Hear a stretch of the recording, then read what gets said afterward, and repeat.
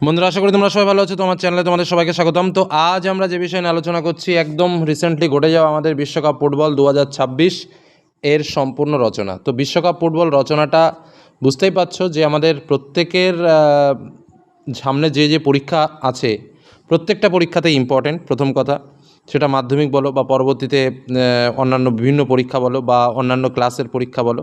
তাছাড়াও আরেকটা বিষয় যেটা হচ্ছে বিশ্বকাপ ক্রিকেট বলছি, সরি, ফুটবলের বিভিন্ন খুঁটিনাটি বিষয়গুলো জানার জন্য কিন্তু আমাদের এই রচনাটা অবশ্যই প্রয়োজন। তো চলো, এই রচনাটা তোমাদের জন্য একদম স্পেশালভাবে তৈরি করা হয়েছে এবং এমনভাবে তৈরি করা হয়েছে যাতে তোমরা ভালো একটা মার্কস পাও।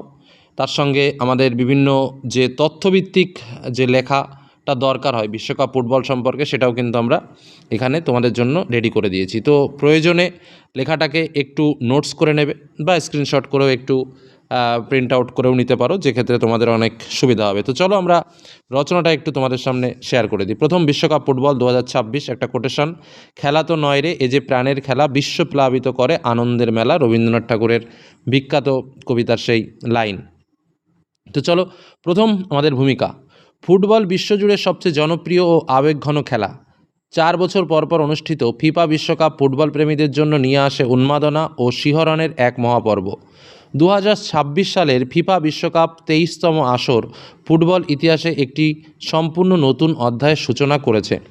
উত্তর আমেরিকার 3 শক্তিশালী দেশ যুক্তরাষ্ট্র, মেক্সিকো ও কানাডার যৌথ উদ্যোগে এবং প্রথমবারের মতো 48টি দলের অংশগ্রহণে এটি সর্বকালের সর্ববৃহৎ ফুটবল আসরে পরিণত হয়েছে। ওকে, পরের পয়েন্ট, আয়োজক দেশ ও ভেন্যু। বিশ্বকাপের ইতিহাসে এটিই প্রথম আসর যা 3টি দেশের যৌথ আয়োজনে অনুষ্ঠিত হয়েছে। একটা কোটেশন দেওয়া হয়েছে, জগৎ জুড়িয়া এক জাতি আছে যে জাতির নাম মানুষ জাতি, একই পৃথিবীর স্তন্যে পালিত, একই রবি শশী মোদের সাথী। সত্যেন্দ্রনাথ দত্তের বিখ্যাত উক্তি। 3টি ভিন্ন ভিন্ন দেশের মিলন মেলায় কবি সত্যেন্দ্রনাথ দত্তের এই সর্বজনীন বাণীই যেন প্রতিফলিত হয়েছে। উত্তর আমেরিকার 3টি রাষ্ট্র যুক্তরাষ্ট্র, মেক্সিকো ও কানাডা, শহর ও স্টেডিয়ামের মধ্যে 3টি দেশের মোট 16টি বিশ্বমানের শহরে 104টি ম্যাচ অনুষ্ঠিত হয়েছে। মেক্সিকোতে 3টি শহর, মেক্সিকো সিটি, গুয়াদালাহারা এবং মন্টেরি।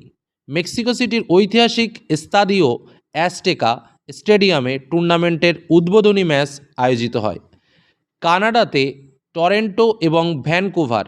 যুক্তরাষ্ট্রে 11টি শহরে, New York, New Jersey, Los Angeles, Miami, Dallas, Atlanta, Houston, San Francisco ইত্যাদি শহরে।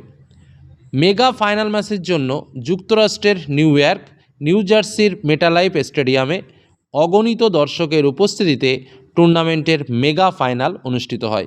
দেখো, অনেকে বলবে যে স্যার আমার এতগুলোর নাম মনে থাকছে না। যাই হোক, 2-4টে নাম মনে রাখবে যেখান দিয়ে অন্তত উদ্বোধনটা হয়েছিল আর যেখানে ফাইনালটা হয়েছিল। তারপরে 2-4টে স্টেডিয়ামের নাম লিখে দিয়ে তোমরা এখানে এটাকে কমপ্লিট করতে পারো যে কোথায় আয়োজক দেশ এবং ভেন্যুটা কোথায়। মানে পয়েন্ট কেউ কমাবে না, এটুকু বলতে পারি। আর তথ্যের মধ্যে ন্যূনতম যতটুকু দেওয়ার দরকার ততটুকু দেবে। আমি আমার মতো একটু তথ্যভিত্তিকভাবে দিয়েছি যাতে তোমাদেরই সুবিধা হয়। যার যেটা মনে থাকে সে সেইভাবে লিখবে, কিন্তু পয়েন্ট কেউ কমাবে না, এটা শুধু মাথায় রাখবে। মার্কস পাওয়ার জন্য কিন্তু পয়েন্ট, কোটেশন এবং তথ্য তো স্বাভাবিকভাবে দিতেই হবে, সেই কথাটাকে মাথায় রাখবে। পরের পয়েন্ট, তাহলে আমরা কী কী পয়েন্ট বললাম? প্রথমে আমরা বলেছি ভূমিকা, তারপরে বললাম আয়োজক দেশ ও ভেন্যু, ঠিক আছে। তারপরের পয়েন্টে আমরা চলে আসলাম অংশগ্রহণকারী দেশ ও নতুন প্রতিযোগিতা ফরম্যাট। অংশগ্রহণকারী দেশ, জাতীয় সীমানা পেরিয়ে সারা বিশ্বের ফুটবল প্রেমীদের এক ছাদের নিচে নিয়ে আসার চিত্রকে ফুটিয়ে তুলতে গিয়ে বিংশ শতাব্দীর অন্যতম প্রধান কবি জীবনানন্দ দাশের একটা পংক্তি মনে পড়ে। পৃথিবীর গভীরতর অসুখ এখন, মানুষ তবুও মেঘের মতো উড়ে যায় আলোয়। বিশ্বের রাজনৈতিক ও সামাজিক অস্থিরতার মাঝেও ফুটবল বিশ্বকাপ বিশ্বের কোটি কোটি মানুষকে একটি প্ল্যাটফর্মে এনে আনন্দের আলো দেখায়। কি দলের সংখ্যা বৃদ্ধি। 32টি দলের পরিবর্তে প্রথমবারের মতো 48টি জাতীয় দল বিশ্বকাপে অংশগ্রহণ করে। গ্রুপ পর্বের বিন্যাসে 48টি দলকে 4টি করে মোট 12টি গ্রুপে বিভক্ত করা হয়। নকআউট পর্বে গ্রুপ পর্ব শেষে প্রতিটি গ্রুপের শীর্ষ 2টি দল এবং সেরা 8টি তৃতীয় স্থানীয় দল নিয়ে প্রথমবারের মতো রাউন্ড অফ 32 বা নকআউট পর্ব শুরু হয়। মোট ম্যাচে এই আসরে সর্বমোট 104টি ম্যাচ খেলা হয়। ওকে, এটা হচ্ছে আমাদের কি অংশগ্রহণকারী দেশ ও নতুন প্রতিযোগিতার ফরম্যাট, কারণ আগে 32টি দলে খেলা হতো, এবার 48টি দেশ, টোটাল ম্যাচের সংখ্যাও চেঞ্জ হয়েছে। পরবর্তী পয়েন্ট, সেরা খেলোয়াড় ও ব্যক্তিগত পুরস্কার। মাঠের লড়াইয়ে তারকা ফুটবলারদের অদম্য স্পৃহা আর জয়ের অদম্য আকাঙ্ক্ষার বহিঃপ্রকাশ ঘটেছিল প্রতিটি ম্যাচে। কোটেশনে, ভাঙতে হবে লৌহ কপাট, ভাঙতে হবে বাধা, জয়ের পতাকা উড়বে রে আজ, কাটবে মনের ধাঁধা, কাজী নজরুল ইসলামের লেখা। গোল্ডেন বল, সেরা খেলোয়াড়। পুরো টুর্নামেন্টে অসাধারণ ড্রিবলিং, প্লেমেকিং ও দলের জয়ে অসামান্য ভূমিকার জন্য স্প্যানিশ মিডফিল্ডার ল্যামিনে ইয়ামাল টুর্নামেন্টের সেরা খেলোয়াড় হিসেবে গোল্ডেন বল লাভ করেন। গোল্ডেন বুট, টুর্নামেন্টে সবচেয়ে বেশি 8টি গোল করে সর্বোচ্চ গোলদাতার পুরস্কার জিতে নেন English striker Harry Kane. Golden gloves, সেরা গোলরক্ষক। টুর্নামেন্ট জুড়ে পোস্টের নিচে দুর্দান্ত সেভ ও একাধিক ক্লিন শিট রেখে সেরা গোলরক্ষকের পুরস্কার পান স্পেনের উনাই সিমন।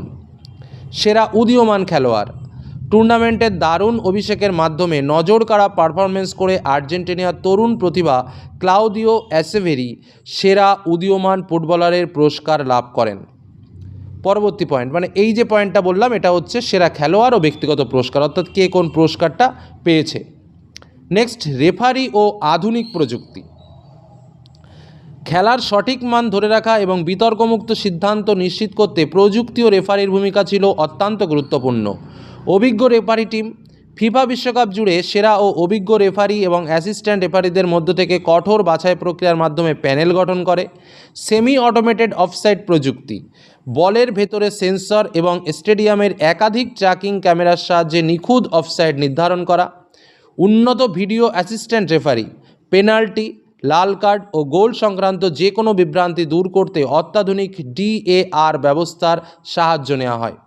নেক্সট, স্মার্ট বল প্রযুক্তি, বলে ব্যবহৃত মোশন সেন্সর প্রতিটি স্পর্শের সুনির্দিষ্ট তথ্য ভিডিও রেফারির কাছে পাঠাতে সক্ষম হয়।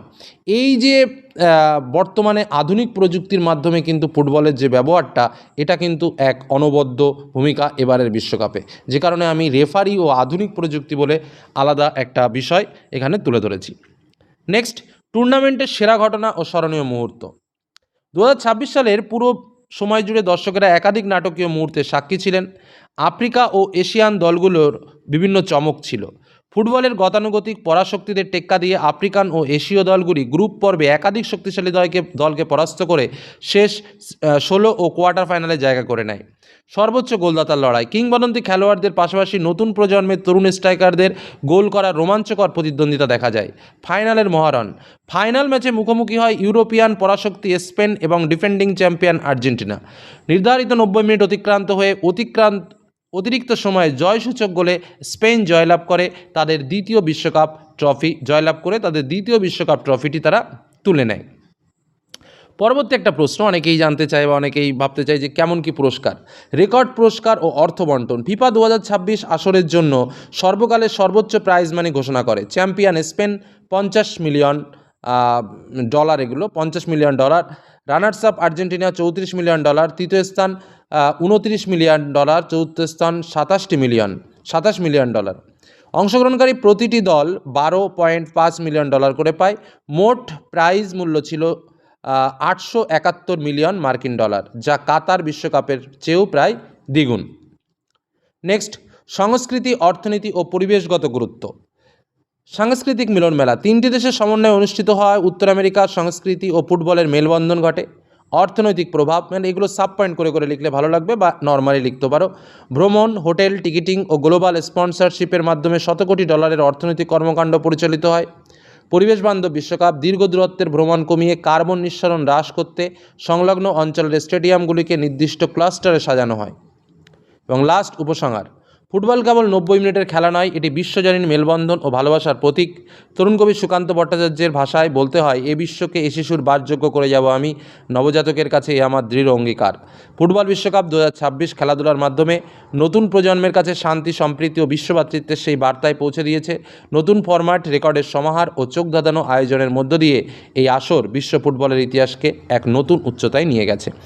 তো আমি আমার মতো করে চেষ্টা করেছি, তোমরাও তোমাদের মতো করে যদি কোথাও এডিট করার প্রয়োজন মনে করো সেটা করে নেবে এবং নিজের মতো করে একটু ছোট বড় করে লেখার চেষ্টা করবে, 2-4বার রিডিং পড়বে, অটোমেটিক মনে থাকবে। তবে পয়েন্ট কমিও না, চেষ্টা করেছি 10টা পয়েন্টে উত্তর করার এবং যাতে সবাই ভালো মার্কস পায় সেটার দিকেও আমাকে লক্ষ্য রাখতে হয়েছে। কোটেশন ব্যবহার করেছি এবং তথ্যগুলোকেও তুলে ধরেছি। ধন্যবাদ।